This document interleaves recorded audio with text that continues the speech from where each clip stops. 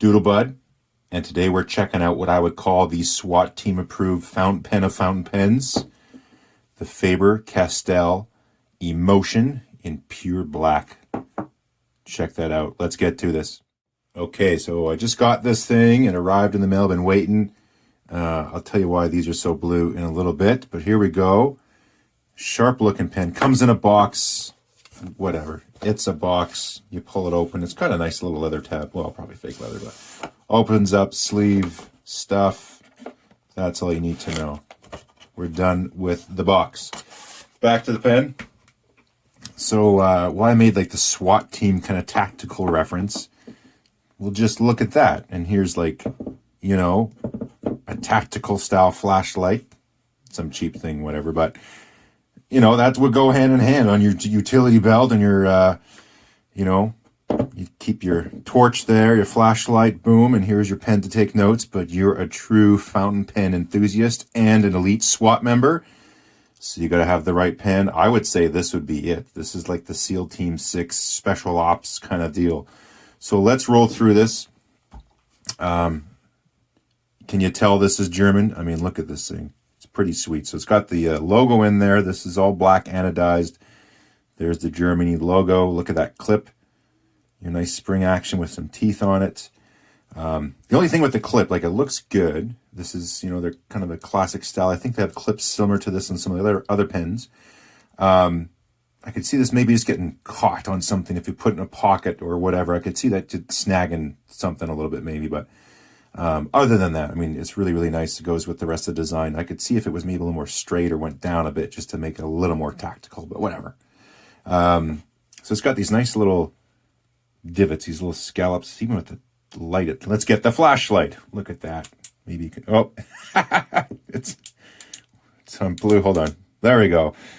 So you can see the little scallop it's got there, the little dent, the little dip. Same thing on the other side there. You can see it there as well. That's the one thing with the black. It's tough to see all those little details. But, yeah, matte black finish. It's got this nice, it's knurled. They call it their guilloche.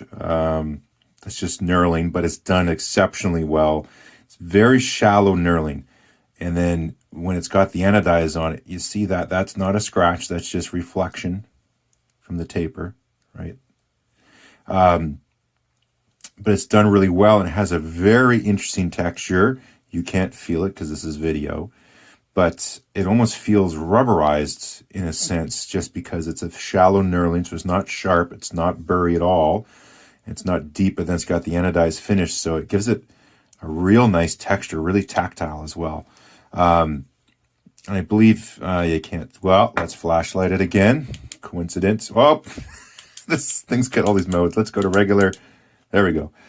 Hope you didn't have a seizure from that last one. There is a little liner in the cap there. Oh, we're getting an interference pattern on the phone, at least on my end.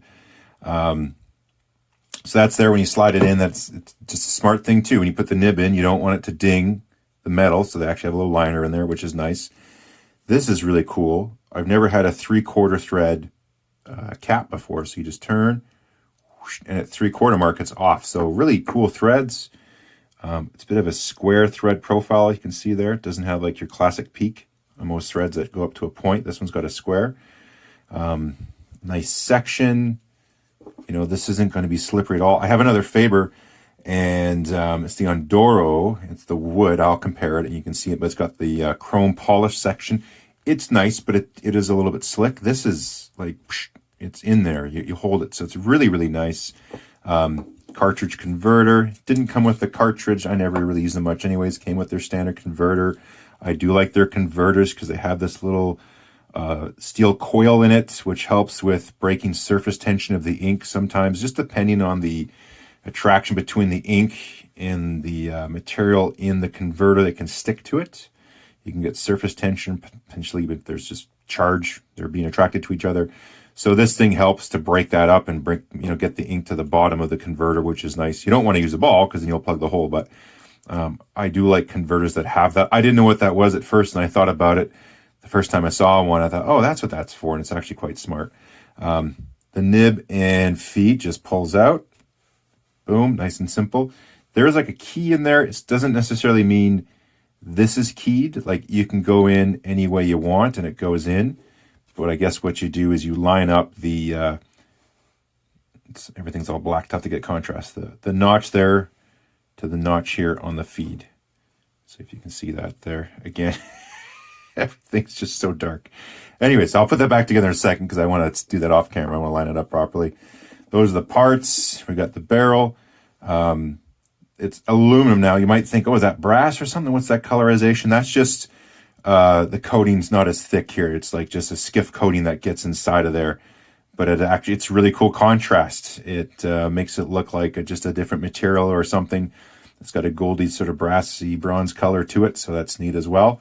But anyways, that's the pen. The quick run around how you take it apart. I'll put it back together, line it up, and do a couple things, and we'll get writing with it. Okay, let's talk about how much this thing weighs. Actually, technically, I should say mass. Anyways, it is a heavy pen. 55 grams, 55.5 grams, which is quite heavy, but it doesn't really feel that crazy at all. I don't know what it's about. Like, that's a very heavy pen. Let's just do the math here. There. Okay, so we got the cap at, let's just call that 22. So we got like 33 grams just for this short little pen body. You can see there, it's just going to roll. But yes, this is quite a heavy pen, but I don't know, for whatever reason, it doesn't feel out of proportion or unbalanced in any way. Like, it's beefy, that's for sure, compared to any other pens. Even when you post it, I would think, oh my gosh. But I don't know, it really feels good. Another detail I forgot to mention, it's got a black coated nib as well to match the whole theme as well. So that's pretty cool. Let's do a couple quick measurements here. Let's fire these up. Are they working today? Okay, they're good. So the section, I think it's got a little bit of a taper to it. Yeah, so like 12.5 to probably 11.5 millimeters. So nice section diameter. Again, this tapers, but I'll just take it somewhere around here. So 14 millimeters or so. The cap, again, it's a tricky one to measure. Yeah, I don't know. I'll just do a measurement here. It's kind of useless because there's so many changes in dimensions, about 16, 17 millimeters. Overall length, let's give that a look. There we are. Let's call it 138. The pen itself, you've got to be careful measuring this when you got the nib going on. I don't want to ding anything. Close enough, 116.5. And then let's post it up just so you can get an idea of that as well.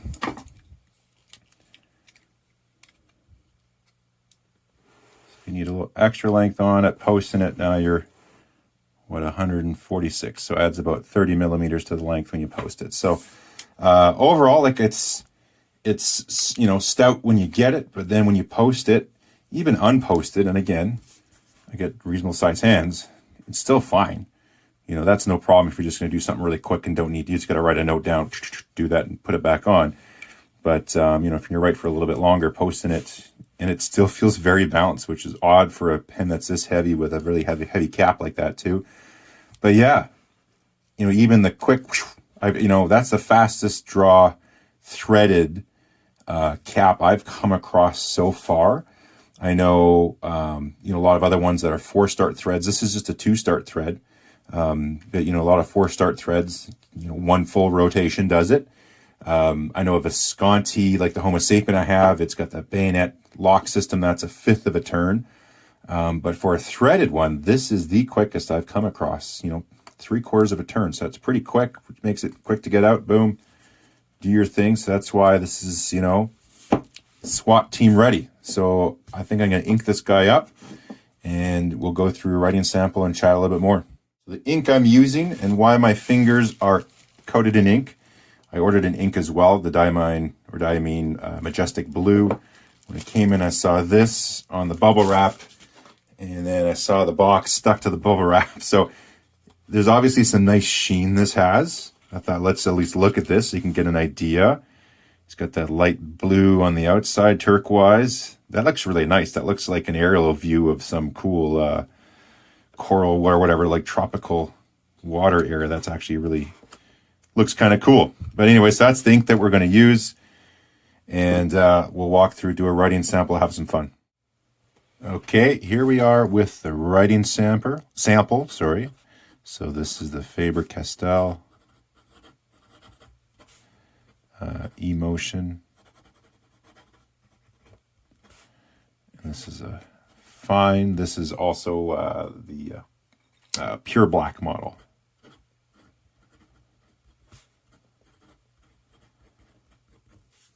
So it's really nice nib. Like, wetness is great. This is very similar, to my Ondoro that I have, which I really enjoy that as well. But again, for fine, it's very smooth. I can only imagine the medium in this one is probably really, really, really nice. Well behaved. You can get, like I said, a little bit of bounce on it. Just, if you need to underline something when you're writing versus a regular line, you put a little pressure, you can, make it a little bit dark. So if there's something on your paper that you want to just highlight a bit, it's got enough bounce just to do that. Let me get you close up. I thought I'll do an extended writing sample just for some fun. I love physics and space and stuff. If that's all you want to see, you can shut her down now. But if you want to stick around, I'm going to work something out really quick that I thought about when I was sitting on the couch watching TV. So here we go. I was wondering, I love the universe, so just an interesting stat. The average density of the universe is there's a quarter atom per cubic meter. So that just means there's one atom per 4 cubic meters. And that's just crazy because that includes stars and everything else and planets. There's just so much nothingness in between a ton of stuff. So that's the average density, which is crazy. So to put this in context, I thought, well, how does that work? So I just thought, 4 cubic meters, that's about the same cargo space of a 2020. Whoops, I'm writing really crappy here and fast. Of a 2020 Dodge Grand Caravan. Is it Grand or Grand? I don't know. Caravan. Okay, so it's on average 1 atom in the back of a Dodge Caravan. So if you have a sugar cube, I thought, how many Dodge Caravans would you need with 1 atom in each one for that sugar cube to have the same density as the universe? I just think about that stuff. You probably don't. Maybe you do, but I thought, let's just do it for an extended writing sample and for something fun. Again, if you're sticking with me, I'm amazed. So first thing we got to do is look at the sugar molecule, which is this. All right, so total of 45 atoms. You add up the mass of all that stuff, it averages, so the molar mass is 342.34 grams per mole. And again, trying to find out how much a sugar cube weighs, it depends on it. They're not super precise. They're on average 1 cubic centimeter. There's a few ways you could figure out the weight, but if you're going to do it on volume, you got to. There's a lot of math to do it just based on the size of a sugar molecule and doing it that way, versus you weigh one. Give you a ballpark number. So we're going to use an average weight of 4 grams per sugar cube. So all that means you just take 4 divided by your molar mass, grams per mole. This is grams as well. And that gives you roughly that many moles per cube.